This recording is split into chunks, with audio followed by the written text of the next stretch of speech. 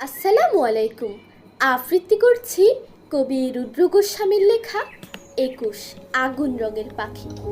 কণ্ঠে আমি সালসাবিলা আজিজ। ২১ কি মা?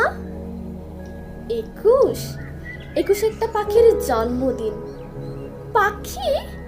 ওর কি নাম, কি রং?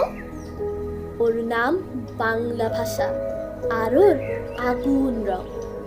ও কোথায় থাকে? তোমার, আমার, আমাদের বুকের মধ্যে থাকে। আমার বুকেও আছে। আছে তো। ইস, ওর কষ্ট হয় না? ওর ইচ্ছা হয় না? ওরে তো, এই যে আমি কথা বলছি তোমার দিকে উড়ে যাচ্ছে, তুমি কথা বলছো আমার দিকে উড়ে আসছে। কোথায়? দেখতে পাচ্ছি না তো।